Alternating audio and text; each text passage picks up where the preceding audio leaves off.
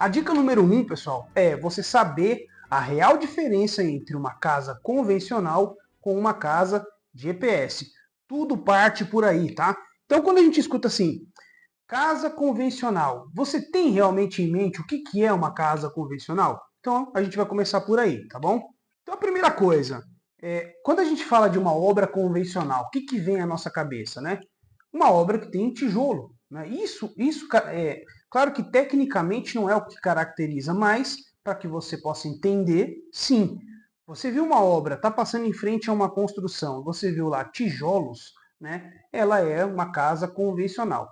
Existem métodos que utilizam tijolos, por exemplo, tijolo ecológico, né?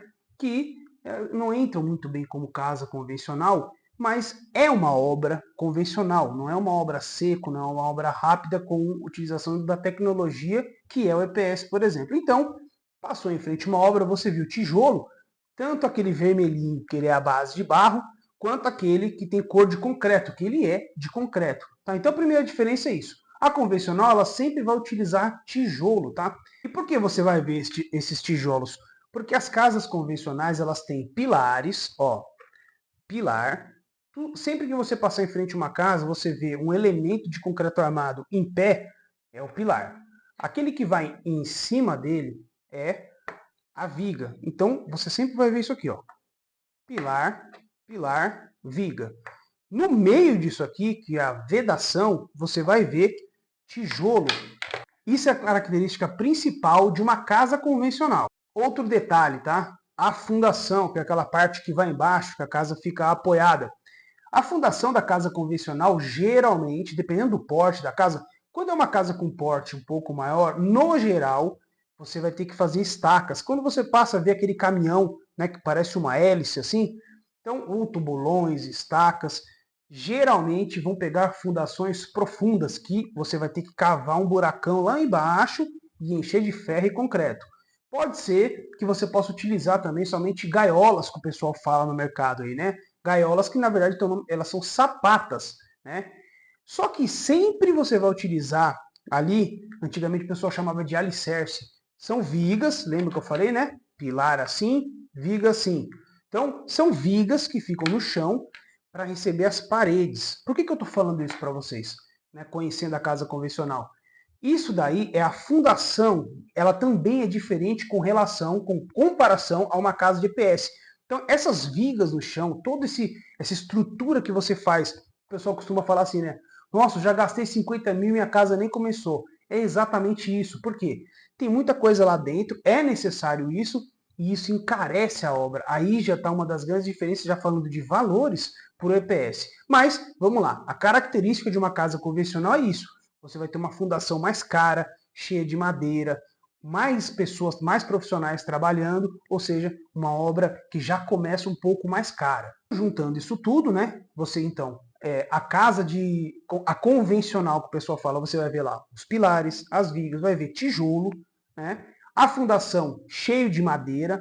Geralmente é uma etapa que você vai passar em frente à obra, sempre vai ter uma madeira, sempre vai ter uma caçamba de entulho na porta, e ela será 30% mais cara do que a de EPS, tá? Então começamos aí pela casa convencional. Agora a gente vai conhecer alguns detalhes a respeito da casa de EPS, tá? Então você está lá passando na mesma rua e supondo que a casa do lado ela é de EPS.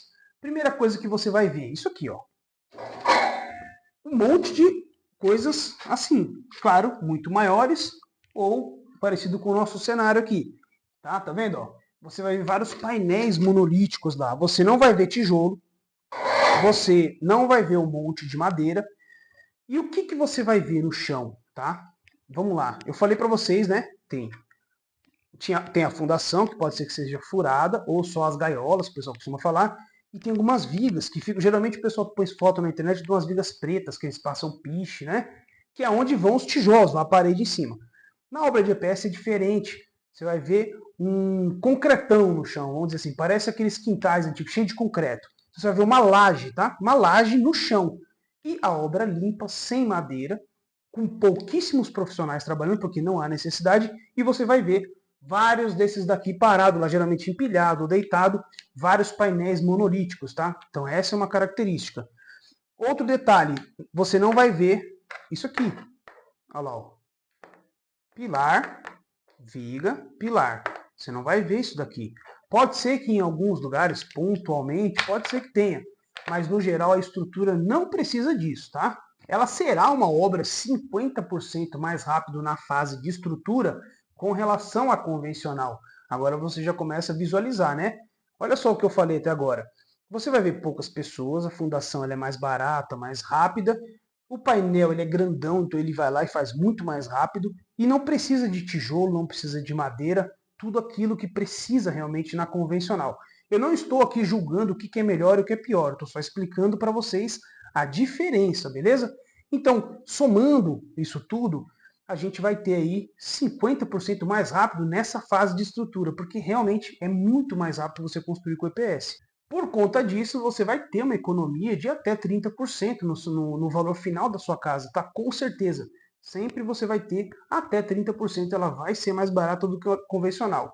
Outra coisa, quando a gente trabalha, quando você opta por construir uma casa convencional, pessoal, e um detalhe, eu também construo casa convencional na minha empresa de engenharia. De novo, né? Eu não estou dizendo assim, ah não, o que é melhor, o que é pior, isso vai do que você precisa, tá? Então, não, eu gosto de casa convencional, não tem problema, mas o que eu estou explicando é que a casa convencional, ela demora mais para ser construída e ela é mais cara. Mas se é melhor ou pior, agora, vou trazer outra característica. Quando a gente coloca tijolo, o tijolo, a base dele é de barro cozido, tá? Eu estou simplificando muito. O outro tijolo, a gente tem o tijolo de concreto, certo? Eles não são protetores térmicos e acústicos. Você precisa fazer um tratamento, caso você queira, fazer um tratamento térmico e acústico na sua casa. Tem alguns lugares, né, que o pessoal mostra aquele tijolão de concreto, eles pegam isopor e põem dentro. Porque o isopor, esse isopor aqui, ó, ele é um isolante térmico e um isolante acústico. E, de quebra, ele também não passa água, tá? Então ele também é impermeável. Então, outra característica da casa de EPS, você vai ter propriedades térmicas e acústicas na sua casa e impermeabilizante, tá bom? E um detalhe aqui, tá? Quando eu falo de proteção térmica e acústica, eu falo com total propriedade. Não só porque eu sou especialista em construção de EPS, mas porque eu moro em uma casa de EPS. A minha casa, claro, fui eu que construí e eu pude testar essas questões térmicas e acústicas e realmente, com o passar dos anos, você nota, às vezes você vai dormir na casa de alguém, até em hotel, às vezes você vai num hotel e um hotel de boa qualidade, né? E você nota, você fala, nossa, olha só, é um ruído que eu já não estou acostumado na minha casa. O que você nota a diferença, né? Então, eu posso atestar, né, com total propriedade as propriedades térmicas e acústicas do EPS.